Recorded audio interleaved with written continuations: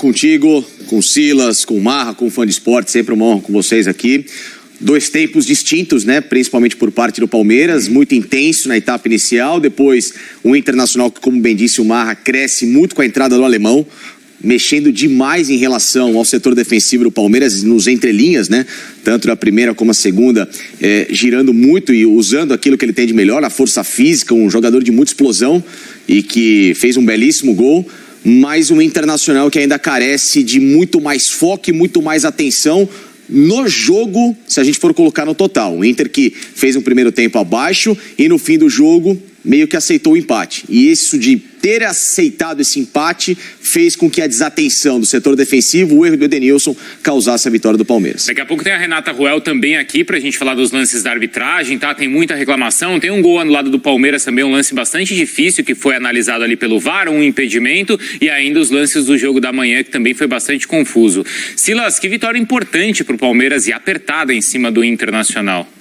O Palmeiras, né? Primeiro, boa tarde a todos, né? Você, Brunão, Marra, Facinca e Fã do Esporte também.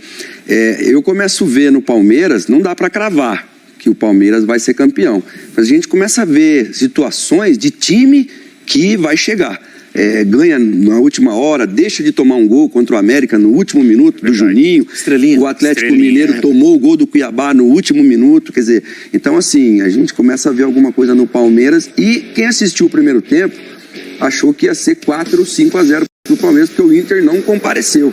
Mas o segundo tempo, como foi falado aqui já, a entrada do alemão, até no lugar do Wanderson, que já jogaram bem os dois juntos, mas o Wanderson voltando de lesão, e né, ainda não está na melhor da sua forma, mas o alemão, olha, tá pintando aí como um craque ali na frente, hein?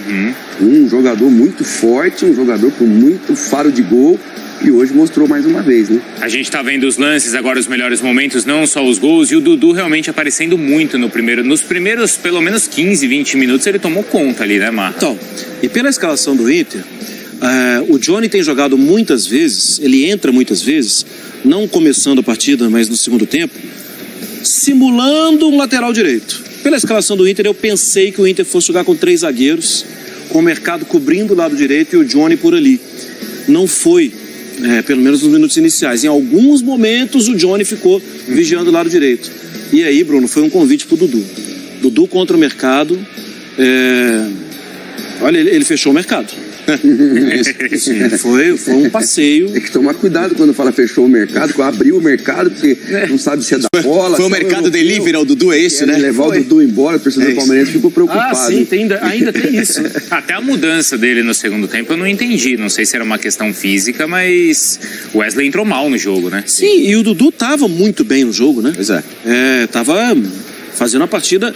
A gente até pela manhã aqui, muitas vezes a gente fala, né, Bruno? O Dudu não tem sido, nos últimos jogos, na última temporada, o principal destaque nas partidas. Mas de um tempo pra cá, ele tem voltado a jogar muita bola, né? Isso por quê? Porque ora o Veiga, ora o Scarpa, o Gustavo Gomes, e acaba que o Dudu fica ali como terceiro melhor, tal.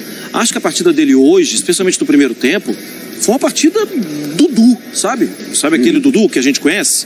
Foi desse tipo. E ele, se o Mano não tivesse mudado, e acho que as mudanças do Mano no segundo tempo melhoraram muito o Inter teria muita dificuldade para tentar entrar no jogo, porque o Dudu acabou com o jogo no primeiro tempo. Agora, o Silas, ele chamou a atenção pela maneira como o Palmeiras conseguiu essas 2 últimas vitórias na competição. Não é o momento mais brilhante do Palmeiras na temporada, mas mesmo na adversidade, o Palmeiras tem conseguido as vitórias e quando precisou, como disse o próprio Abel, a estrelinha também brilhou. O que isso quer dizer, Facincani? Você vê como o Silas, que assim, é sinal de que realmente tem alguém ali que até o final é o candidato principal ao título? É o time hoje no Brasil mais regular, né? Em termos de trabalho, de planejamento, no âmbito individual, como que os jogadores em campo dão a resposta àquilo que o técnico pede. Existe uma equipe que está numa rotação competitiva há mais tempo do que outras equipes, até porque se a gente traçar um comparativo de Atlético, de Flamengo, do próprio Corinthians, são equipes que estão trocando os seus projetos, né? O Vitor chegou esse ano, o Cuca voltou agora com o trabalho do Turco, o Flamengo trocou de técnico, então essa veia, essa manutenção de uma ideia, ela no Palmeiras está há mais tempo. Então, naturalmente, esse time consegue brigar e estar nesse topo um passo à frente dos rivais. Se isso vai se consolidar como título, claro que só o tempo vai dizer. mas que o Palmeiras ele está à frente nesse tipo de disputa, não tenha dúvida. Eu acho que ninguém aqui tem qualquer opinião que seja contrária a essa de que o Palmeiras é uma equipe formada para brigar por todas as competições. E agora entra naquela fase onde o Palmeiras já não está mais em uma das competições, depois de tanto tempo vai ter uma semana aí de trabalho e de descanso, Silas. Pode ajudar o Palmeiras esse calendário que ele perdeu, né? Ele perdeu a disputa da Copa do Brasil. Eu acho que pode, até porque o Palmeiras começou diferente da maioria. O Palmeiras começou com a Copa Libertadores, colocando a garotada para jogar, ou um segundo time. Será, se é que a gente pode dizer que no Palmeiras tem um segundo time, né? Todo mundo ali é Silas, bom. O Palmeiras em fevereiro estava disputando o Mundial contra o Chelsea. Pois é. Olha o começo de temporada, né? E andou muito bem no começo, principalmente da Copa Libertadores. Aí a gente achou que tinha sido mal planejado, porque andou tropeçando, andou cansando aí em alguns jogos, perdendo alguns jogos até. Mas não, eu acho que o único hoje, a gente falava muito há poucos dias atrás, né, Bruno, que o Atlético era aí o segundo time. Hoje eu acho que o Flamengo passou a ser esse segundo time, pelo que vem apresentando. Mesmo o Allan Kardec tendo feito gol, e o que a gente ia dizer, puxa, olha aí o reforço já ajudando, dando a vitória, não aconteceu, porque o Pirani foi lá e empatou o jogo, né, no jogo do Atlético contra o Cuiabá, ou Cuiabá contra o Atlético. Agora, o Flamengo está longe ainda na pontuação, mas dentro do campo já se aproximou muito daquele Flamengo que todo mundo gosta de ver, né, quer ver. Porque são, nesse momento, 9 pontos de vantagem que o Palmeiras sempre o Flamengo, Mar. Sim, mas é difícil tirar do Palmeiras.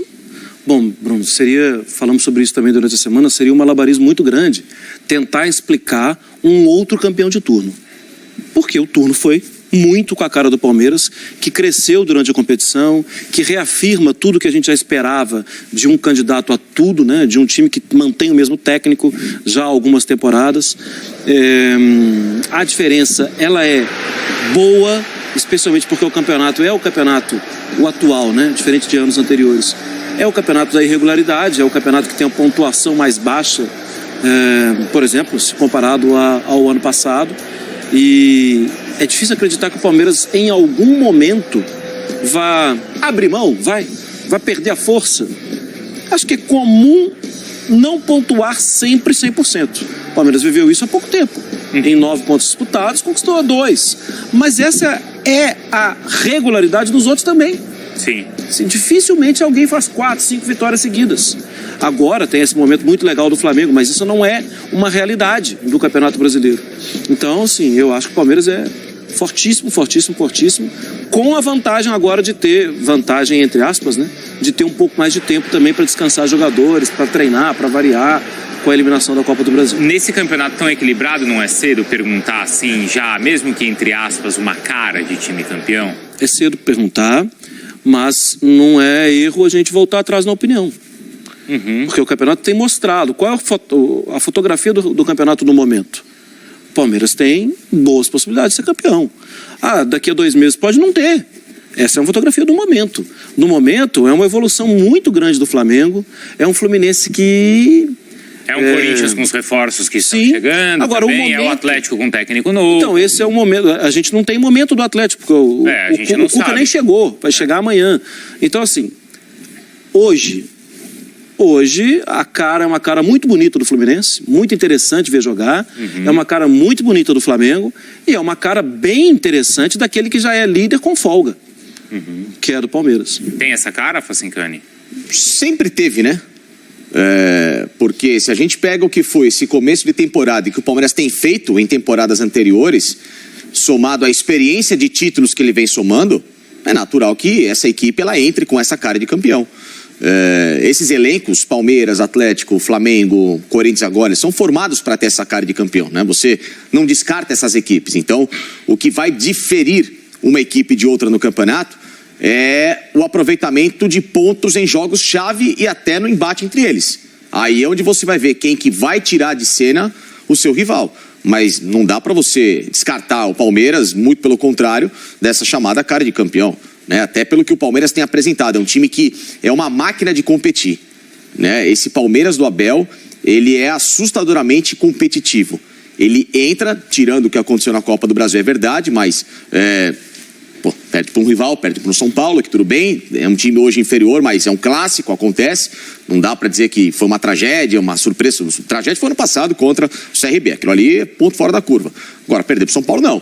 Só que de resto, você vê um Palmeiras com 100% de aproveitamento numa Libertadores chegando a umas quartas de final, o que é algo raríssimo. Até agora, eu não me recordo, se o Marra, com a memória que ele tem, puder me ajudar, não me lembro de um time que chegou 100% de aproveitamento nesta nova etapa de Libertadores, nesse novo formato. Também não. Né? Com 8 jogos e 8 vitórias. Eu nunca vi.